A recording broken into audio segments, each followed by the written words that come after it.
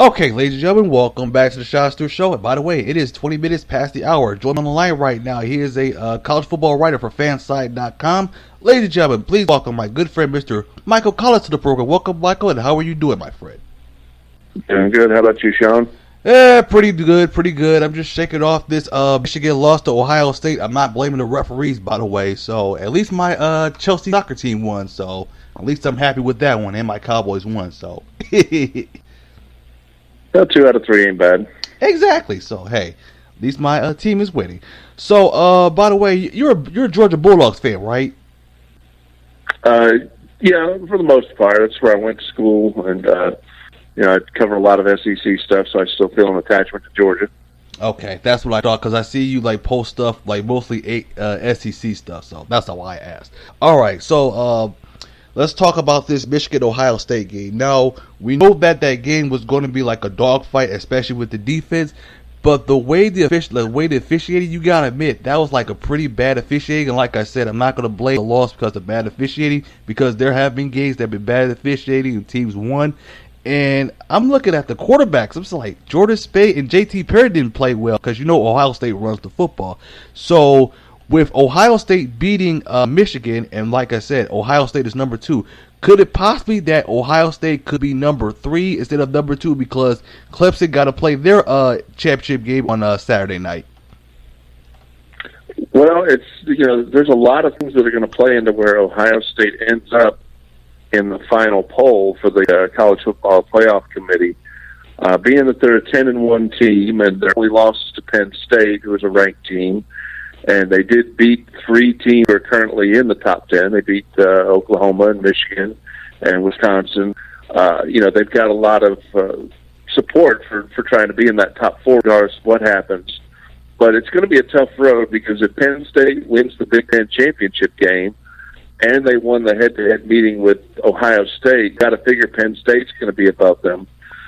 Then you got 2 possible one-loss teams in Clemson and Washington that could win their conference championship games. It's going to be hard for the committee to put a team that didn't even play in the conference championship game in that top 4, but I'm not saying it's right. Impossible, but it's going to be tough. There's a lot of things that could happen. I think if Wisconsin beats Penn State, and if Colorado beats Washington or Virginia Tech beats Clemson, there's a good chance that you may see Ohio State in there in that top 4, but they're going to need some help. Right, because that's the one game I'm going to be very interested in watching. That's the Pac-12 championship. That is Washington against Colorado, because the last time they faced each other was 2 years ago. Washington beat Colorado on November 1st, 2014. So with them playing again this time in the Pac-12 championship, I almost said Pac-10. So with them playing on Saturday, do you think Washington can handle Colorado on Saturday night? That's a pretty evenly matched game, to be honest. I've covered the Huskies for a lot of the year this year, and they're very explosive on offense. Jake Browning is probably one of the best quarterbacks in the nation right now, and he is going to be a first-round pick when he comes out in a year or two. They've got John Ross is an explosive receiver. They've got a great running game, and the secondary really plays hard. They've got a lot of tools on defense, and they've come a long way in just a year. I said at the beginning of the year last season that they were going to be a team to be reckoned with, and certainly they are. But Colorado is no slouch. They've improved week to week. They've got a solid defense, so it's going to be an evenly matched conference championship game. I think Washington will come out on top. It's going to be close, but it could go either way.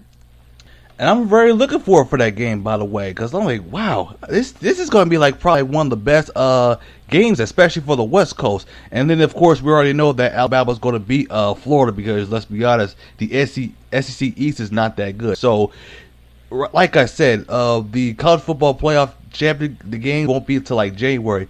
Could you see any team that could beat Alabama, or do you think Alabama once again will be champs once again? I think Alabama is definitely the team to beat. They've shown that. That's not to say that they don't have any weak spots, and it's not a given that they're going to beat Florida. Florida is a very strong defensive team. They got embarrassed last week by Florida State, and they're certainly going to take that and use that as bulletin board material this week to get that defense motivated. It's going to be probably a game similar to what LSU and Alabama played, a very low-scoring defensive battle. And, if Florida gets a break, if they create a turnover or if something goes their way, they could upset Alabama, but the chances are slim of that. That said, if you look at the other teams in the hunt for the playoffs, I don't see Washington beating Alabama. I certainly don't see the Buckeyes Penn State beating Alabama. Ohio State possibly, and I think Clemson possibly because you've got a rematch of last year's national championship game, and if it comes down to that, I think Clemson has the kind of offense that could actually compete, and they've shown they can find the holes in Alabama's defense. And like I said, like this defense, like Clemson's defense is not the same like last year. So do you think like the offense could keep up against Alabama offense? Well, Alabama's running a very different offense than they did last year. They've got a quarterback who can run the ball as well as throw it in Jalen Hurts. So Clemson's defense has shown that they can be hurt by running quarterbacks. They certainly gave up a lot of points to Louisville. They gave up some points in other wins this Florida year. State. And against Florida State. So they've got some weaknesses on defense. But if you remember last year, the Alabama-Clemson game was a very high-scoring affair. Yes, it was. Both offenses ended up clicking. So you could see the same thing this year. Right. Mike Collins on the Shawn Stewart Show. Now, there have been hires on the weekend. LSU hired Ed Orgeron, who was the interim coach, and this will be his second team that he's coaching the SEC.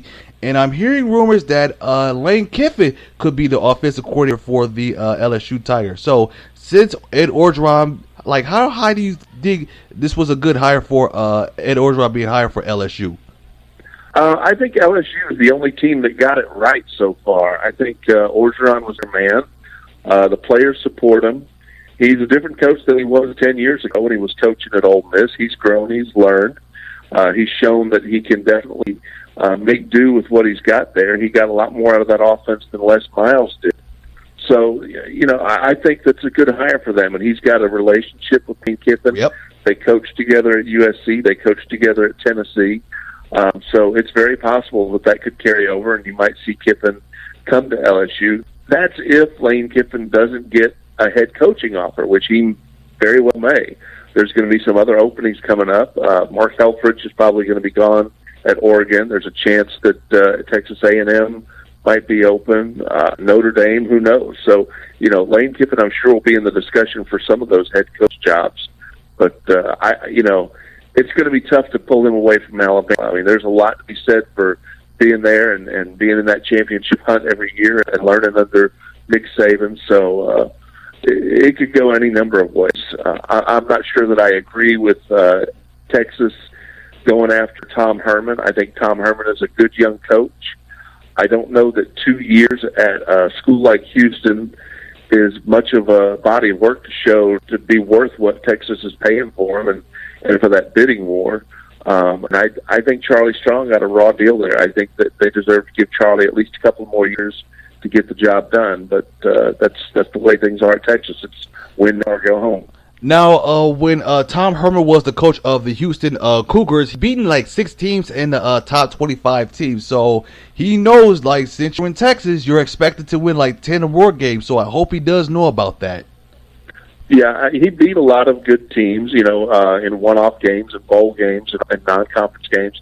But he also lost to a lot of teams he shouldn't have. He lost to Memphis. He lost to SMU. He lost to to Louisville. He lost to a lot of teams that probably shouldn't have lost to. He lost to Navy this year. There's a lot of people that think that maybe he's kind of a one-trick pony, and when he comes up against certain types of teams, his offense isn't going to work. And I think you need more than a couple of years' experience to show that you've got what it takes to really take over a big Division I program like Texas. So they may regret that hire. Then again, it may be great. Who knows? Right, because like I said, he better knows, like, when you're in like big school programs like Oklahoma or Texas, you can't be doing like no 7 or 8 win season. You got to win like 10 or more to keep your job. That is the way it goes a lot of times. Exactly. You should understand about that. Another game I also watched a little bit of. I did watch Notre Dame and USC, and it appears to me that, I know it's not official yet, but it appears to be that Brian Kelly may be heading out of Notre Dame. Could you see can you see like what type of team that Brian Kelly may be coaching if he gets fired by Notre Dame?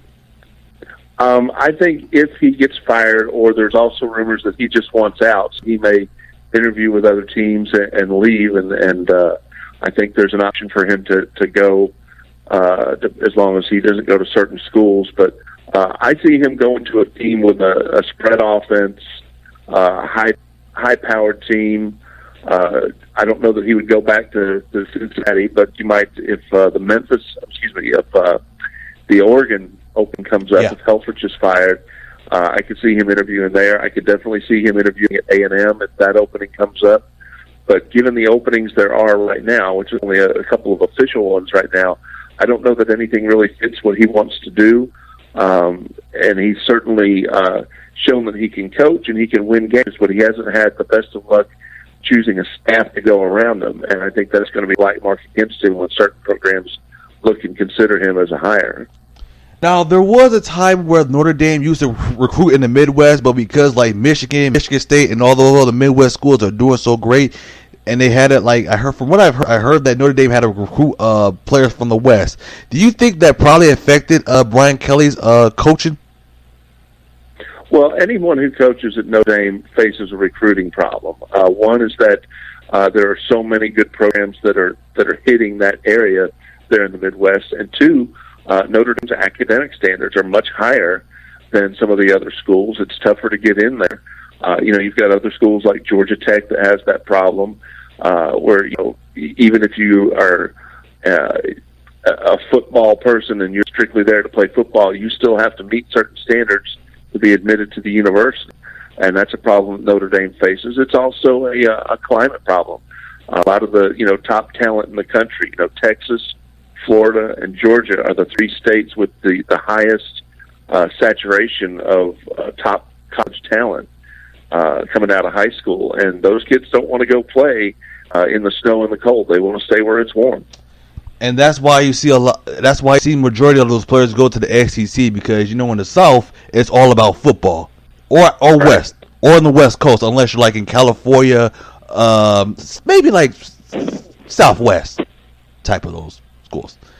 Now, as I was reading about the polls, because I usually look at the AP polls, I see we already had the discussion before, like which conference is better between SEC and the Big Ten. Like for the Big Ten, it's about coaches, and then for the SEC, it's all about the players.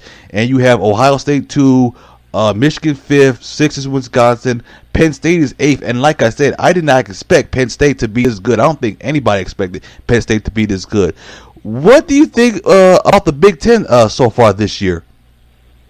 I think the Big Ten's having a great season. I think they have a lot of really good teams. They have some teams that have surprised this year. I think this is one of those seasons where everything kind of fell in line. The teams that were supposed to be great were great. Michigan, Ohio State. I think teams that everyone was kind of a margin call have won some unexpected games. No one expected Penn State to beat Ohio State. No one expected Iowa to beat Michigan. Right. But I think there's still a lot of middle of the road and some pretty poor teams in that conference. And I think on the flip side, the SEC has had somewhat of a down year. I think a lot of it is you have a lot of evenly matched teams in the SEC that are just beating each other up. If you look at it, there's really no rhyme or reason. You have, Team A has beaten Team B, but then Team B beat Team C, who lost to Team A. So there's a lot of that going on. Vanderbilt being bowl eligible, nobody really expected that this year. So I think people saying that the SEC is average this year is kind of a bit of a misnomer. I think it's just been a case of a lot of evenly matched teams winning games, and maybe a couple of teams such as Georgia and Tennessee disappointing. And if you notice about the Big Ten and the SEC championship, it's like the SEC championship, you pretty almost knows that Alabama's going every year. And then for the Big Ten, it seems like a different team like win the Big Ten championship, like a Michigan State, Wisconsin, or any schools of the Big Ten. So I think many people don't even know about it. I know you probably noticed about that. Yeah, the Big Ten. Last year you had Iowa and Michigan State. This year it's Penn State and Wisconsin, and prior years it was Ohio State and whoever else. So there's a lot of movement in that conference as far as the teams. And in the SEC, you've had Alabama on top in the West for a while, Florida for the last couple of years, but before that, there was a lot of different teams that played in the SEC championship game. You had Georgia and LSU play a couple of times. You've had Auburn in there, so there's been movement in the SEC as well. I think the big difference is that nobody recruits as well as Nick Saban does, and that's just something that's going to continue sustain that program for a long time until someone comes along and figures out a way to get more of the top players, better players than Nick Saban does. And until that happens, it's going to be hard to beat them. And let's say Lane Kiffin moves to LSU as the offensive coordinator. I could see Lane Kiffin right now, if he went to LSU offensive coordinator, I could see him and Nick Saban battling out to see to get the better athletes. And that could be like a rivalry game for a couple of years. Yeah, there's already a pretty nice rivalry between LSU and Alabama just from the meetings they had over the past 10 years or so. And I think if Lane Kiffin were to go there, it might add to that a little bit. Kiffin is a pretty good recruiter. He's also a pretty good talker, whereas Saban, kind of just lets his players and his wins do the talking. So it might be interesting to see that if Kiffin did go there as an offensive coordinator. He would work on getting some quarterbacks and some different offensive players at LSU, which is something that getting the guys on the line, the defensive line and the offensive line. That's where Alabama focuses more of their efforts. Now, I know I said this before, I love the college football players better than the BCS because the BCS really drove me crazy. And right now, the college football playoffs is 4. And I want to ask you this. Could we possibly see the college football playoff going from 4 and possibly to 8? And if so, do you think they should lower the schedule if they ever went to 8? I don't see it going to 8 any time in the near future. Maybe eventually one day it will. I think there's still a lot of work to be done making sure we get the best 4 teams, and there's still some movement to happen within the conference as far as maybe certain conferences going away or consolidating with other conferences. Maybe one day we'll have 8 teams in there, and I think if you do, you might see one regular season game eliminated. You might see a lot of the bowl games go away, and a lot of the playoff would eventually become, just as we have with the New Year's 6 bowls now, you would have more bowl games included in the playoff circle. So more likely, they're probably if they ever went to go to 8, they probably hey, we gotta make sure about the other bowl games as well. Yeah, you gotta invite other bowl games, and you also have to remember, these are student athletes, and, right. And by the rules of the NCAA, they're only allowed to play a certain number of games, a certain number of hours. They're limited on what they can do, so they have to be careful and make sure that they don't. They either amend the rules or don't break the rules, and also understand that a lot of these are 18, 19-year-old kids. Their bodies aren't ready to take on 14, 15 games a year yet. I mean, you see 21-year-olds that go to the NFL that struggle to go to a 16-game schedule. So I think they've got to keep the students in mind and remember that only about 2% of these kids actually go on to play in the NFL. The rest of them are just there, on scholarship and getting their degree and going on to the next part of their life. Right. Fansided writer Michael Collins to the program. Now, where can my listeners find you on social media and your articles? You can find me on Twitter at MCFansided. And I do writing for Saturday Blitz and other sites in the Fansided network. And I'm the editorial director for all the college sports for Fansided. So you'll see me sending out articles from all different writers in our network, and always happy to tweet with people, love to converse and have a good time, and love to give Ohio State fans a hard time. All right, ladies and gentlemen, that was Fansided writer Mr. Michael Collins to the program. Thank you so very much, and I'll have you on a future show. Thanks, Shawn. Have a good night. You too. Ladies and gentlemen, that was Michael Collins to the program. So, yeah.